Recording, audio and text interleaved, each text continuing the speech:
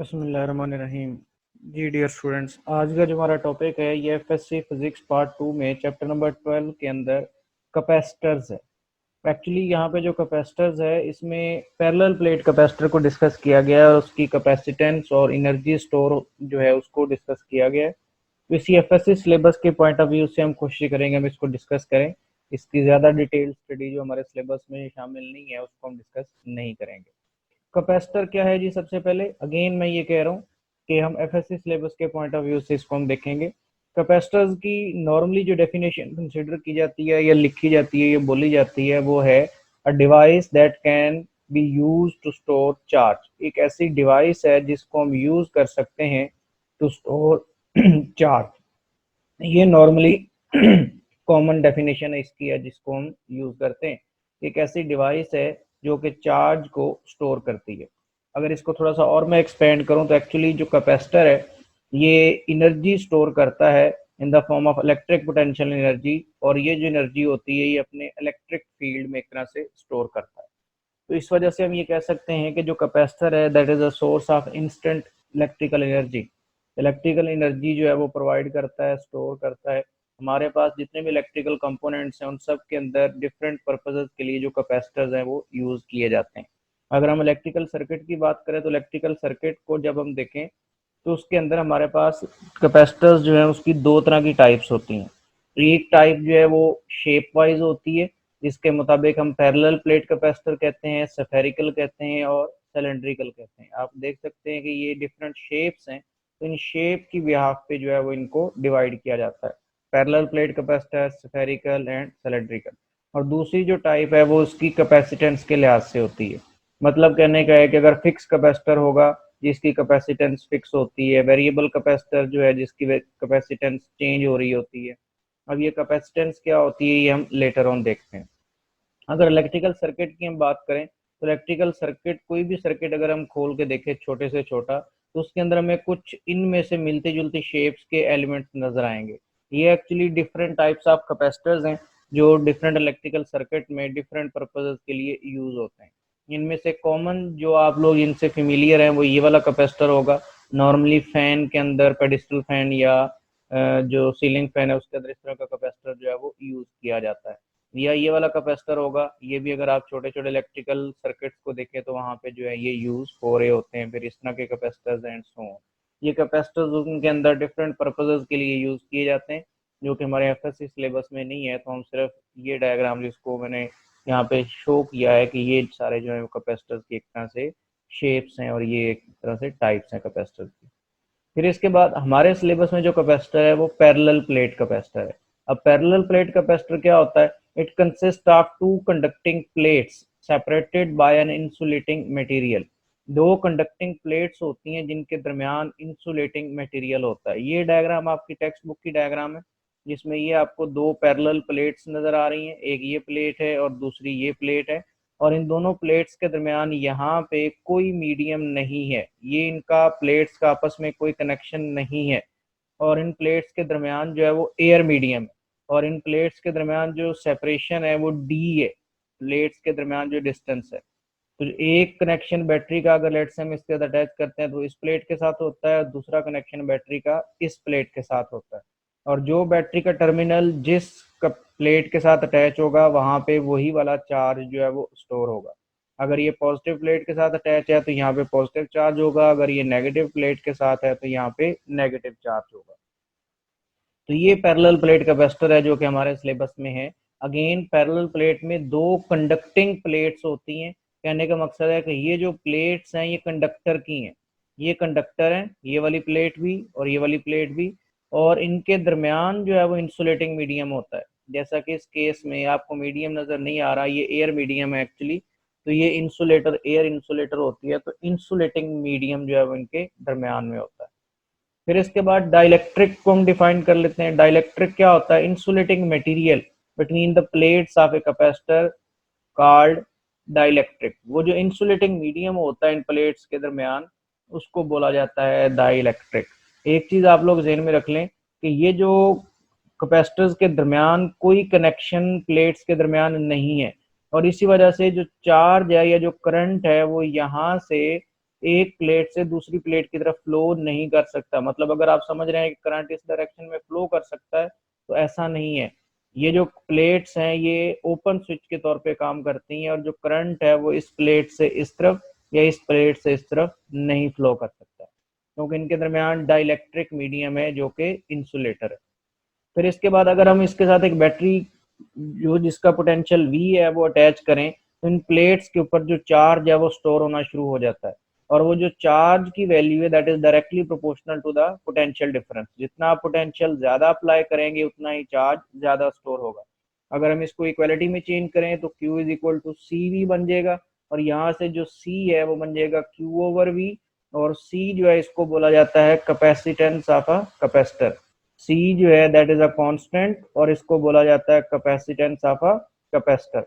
और अगर इसको यूनिट्स की फॉर्म में लिखा जाए तो इसके जो यूनिट्स हैं वो कूलम पर वोल्ट बन जाते हैं, क्योंकि चार्ज जो है वो न्यूमिनेटर में है, और चार्ज का यूनिट कूलम होता है, और पर वोल्ट तो कूलम पर वोल्ट जो है वो इसका यूनिट बन जाता है, और ये एक्चुअली कैपेसिटेंस होती है। C is called capacitance of the capacitor. अब कैपेसिटेंस क्या होती है, एक तो ये कांस्टेंट है, दूसरा टेक्निकल टर्म में हम इसको डिफाइन कैसे करते हैं, हम इसको डिफाइन करते हैं ability of a capacitor to store charge. किसी भी कैपेसिटर के चार्ज को स्टोर करने की जो एबिलिटी होती है उसको बोला जाता है कैपेसिटेंस। अब इसका यूनिट क्या होता है, इसके यूनिट की तरफ आते हैं। इसका जो यूनिट है वो फेरेड है, और फेरेड कैसे हम डिफाइन करते हैं, फेरेड की जो डेफिनेशन है, capacitance of a capacitor is called फेरेड। 1 farad if charge of 1 coulomb given to the plate of a capacitor produces a potential difference of 1 volt between them। इसको आप इसी इक्वेशन से समझ सकते हैं कि अगर 1 कूलम चार्ज आप प्रोवाइड करें और एज अ रिजल्ट 1 वोल्ट का पोटेंशियल डिफरेंस डेवलप हो, तो जो कैपेसिटेंस होगी वो क्या होगी, वो 1 farad होगी। तो इस तरह करके 1 farad को डिफाइन किया जाता है। और कैपेसिटेंस जैसा कि मैंने बोला कि कैपेसिटेंस क्या है, that is the ability of the capacitor to store charge, और यूनिट कैपेसिटेंस का क्या होता है, वो SI यूनिट जो है वो फेरेड है। और 1 farad किसकी इक्वल है, जैसा कि अभी हम पढ़ के आ रहे हैं कि जो 1 farad है that is equal to 1 coulomb per volt. 1 farad जो है वो 1 कूलम पर वोल्ट के इक्वल होता है। फिर इसके बाद डिफरेंट यूनिट्स, इसके सब मल्टीपल यूनिट्स हैं जो एक्टिव प्रीफिक्सेस की फॉर्म में है। 1 nano farad, नैनो 10⁻⁹ होता है। फिर इसी तरह पिको फेरेड है और माइक्रो फेरेड है। तो ये डिफरेंट यूनिट्स हैं जो कि कैपेसिटेंस के यूनिट्स हैं। तो यहाँ तक कैपेसिटर जो है हमने एक जर्नल एक तरह से इसको समझा है और इसको अंडरस्टैंड किया है, और इसके जो बेसिक पैरामीटर्स हैं हमने डिफाइन किए हैं कि कैपेसिटर क्या होता है और इसको हम कैसे यूज करते हैं। इसके बाद जो अगला एक तरह से हमारा टॉपिक है वो है G drive the expression for the capacitance of parallel plate capacitor. तो पैरेलल प्लेट कैपेसिटर की कैपेसिटेंस का जो फार्मूला है वो हमने ड्राइव करना है। अब यहाँ पे जो मैंने कैपेसिटर कंसीडर किया उसकी शेप थोड़ी सी डिफरेंट है। ये एक्चुअली एक प्लेट है जिसका क्रॉस सेक्शनल एरिया ए है, एक अपर प्लेट है और एक लोअर प्लेट है, ये जो आपको नजर आ रही है। और इनके दरमियान ये जो ब्लू कलर में आपको एक लेयर लगी हुई नजर आ रही है, ये एक्चुअली डाइलेक्ट्रिक मीडियम है जो इंसुलेटर होता है। और दोनों प्लेट्स के दरमियान जो सेपरेशन है उसको हमने डी से रिप्रेजेंट किया। तो इस कैपेसिटर की कैपेसिटेंस का जो फार्मूला है वो हम ड्राइव करते हैं। सबसे पहले अगेन पैरेलल प्लेट कैपेसिटर क्या है, पैरेलल प्लेट कैपेसिटर जो है consist of two conducting parallel plates separated by an insulating material. जैसा कि आपको यहाँ पे नजर आ रहा है कि एक ये प्लेट है जिसका क्रॉस सेक्शनल एरिया जो है वो ए है, और दूसरी इसके लोअर ये प्लेट पड़ी हुई है जिसका क्रॉस सेक्शनल एरिया ए है, और इसके दरमियान में जो है वो एक इंसुलेटिंग मीडियम है जिसको हमने ब्लू कलर से यहाँ पे शो किया हुआ है, ये इंसुलेटिंग मीडियम है। फिर इसके बाद हम कैपेसिटेंस के जर्नल फार्मूला की तरफ आते हैं। तो हमें पता है कैपेसिटेंस का फार्मूला क्या है, C is equal to Q over V। जैसा कि अभी हमने पढ़ा कि ये फार्मूला है जो कि कैपेसिटेंस को यहाँ से एक तरह से डिफाइन करता है। और हमें ये भी पता है कि इन दोनों प्लेट्स के दरमियान इलेक्ट्रिक फील्ड होता है, और उस इलेक्ट्रिक फील्ड की अगेन डायरेक्शन वही होती है पॉजिटिव से नेगेटिव की तरफ जो हम जनरली कंसीडर करते हैं। तो इन दोनों प्लेट्स के दरमियान जो है वो एक्चुअली इलेक्ट्रिक फील्ड होता है, और जो एनर्जी या जो चार्ज स्टोर होता है वो इस दोनों प्लेट्स के दरमियान इलेक्ट्रिक फील्ड में चार्ज जो है वो स्टोर होता है। तो अगर हम इस इलेक्ट्रिक फील्ड की स्ट्रेंथ की बात करें तो इलेक्ट्रिक फील्ड स्ट्रेंथ किसकी इक्वल होती है, हम पढ़ चुके हैं electric field is negative gradient of electric potential. तो ये वही उससे ही मैग्नीट्यूड की फॉर्म जो है वो ड्राइव की गई है, E is equal to V over D. V का मतलब क्या है कि प्लेट्स के दरमियान जितना पोटेंशियल डिफरेंस है, और डी का मतलब है कि इनके दरमियान जितनी सेपरेशन है। फिर इसके बाद गॉस लॉ के मुताबिक हमने पढ़ा हुआ है कि electric field intensity due to oppositely charge parallel plates, उसका फार्मूला क्या होता है, that is equal to sigma over epsilon naught. और सिग्मा क्या चीज होती है, सरफेस चार्ज डेंसिटी इसको बोला जाता है। और अगर सरफेस चार्ज डेंसिटी को हम डिफाइन करें तो वो किसकी इक्वल होती है, चार्ज पर यूनिट एरिया। और अगर इसको वापस इसी में रिप्लेस करवा दें तो ये जो फार्मूला है हमारे पास, ये क्या बन जाएगा, electric field intensity is equal to Q over A epsilon naught. ये सरफेस चार्ज डेंसिटी की वैल्यू एक्चुअली यहाँ पे रिप्लेस करवाई है। इलेक्ट्रिक फील्ड इंटेंसिटी का जो फार्मूला है वो Q over A epsilon not बन गया। इसको हमने इक्वेशन 1 कंसिडर कर लिया और इसको हमने इक्वेशन 2 कंसिडर कर लिया।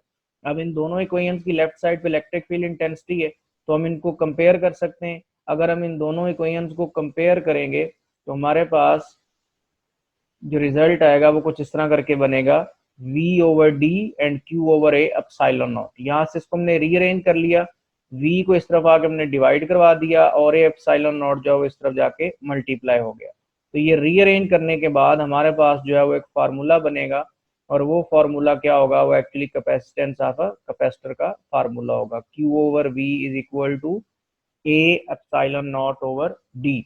और अब यहाँ पे ये जो q ओवर v है, आप जानते हैं ये q ओवर v क्या चीज है, दैट इज एक्चुअली कैपेसिटेंस। तो इसको हम लिख सकते हैं that is c is equal to a epsilon naught over d। और अब ये कैपेसिटेंस का फार्मूला क्या बन जाएगा, a epsilon naught over d। और ये वाला जो फार्मूला है, ये स्पेसिफिकली जो फार्मूला है ये है फॉर पैरेलल प्लेट कैपेसिटर।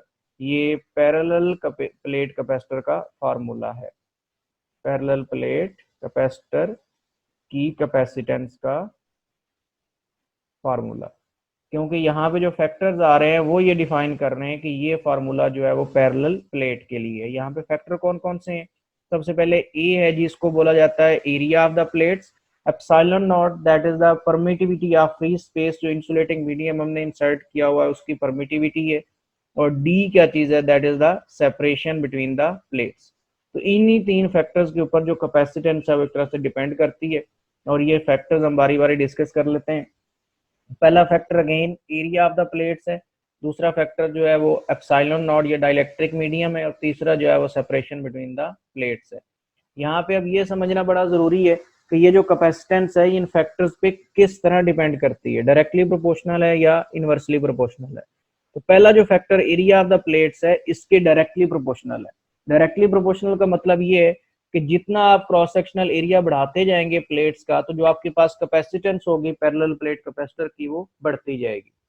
दूसरा जो फैक्टर है वो डाइलेक्ट्रिक मीडियम का, और डाइलेक्ट्रिक मीडियम कांस्टेंट भी बताता है कि जब आप इंसुलेटिंग मीडियम इंसर्ट करेंगे तो अगर उस इंसुलेटिंग मीडियम की जो रिलेटिव परमिटिविटी है वो ज्यादा होगी तो एज अ रिजल्ट क्या हो जाएगा, जो कैपेसिटेंस है वो बढ़ती जाएगी।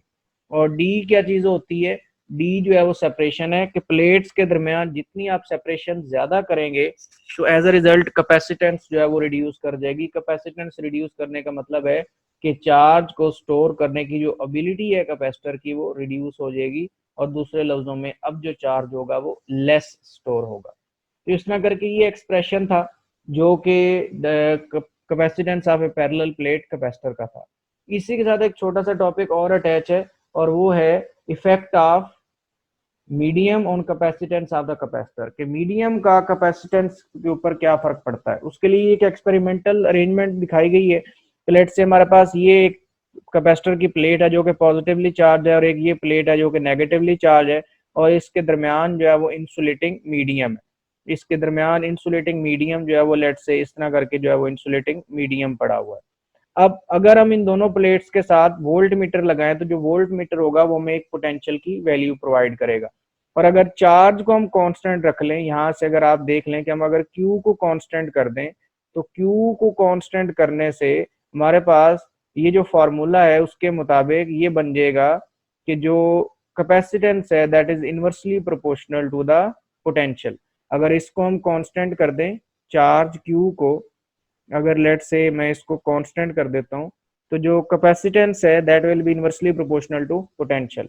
और यही यहाँ पे शो करता है कि जब आप इनवर्सली प्रोपोर्शनल इसको करें और आप एक इंसुलेटिंग मीडियम इंसर्ट करें बिटवीन द प्लेट्स, तो जो वोल्ट मीटर है उसके ऊपर जो है वो पोटेंशियल की वैल्यू जो है वो रिड्यूस हो जाएगी। और अगर पोटेंशियल की वैल्यू रिड्यूस हो जाएगी तो एज अ रिजल्ट इसका मतलब क्या हो गया कि कैपेसिटेंस जो है वो बढ़ गई।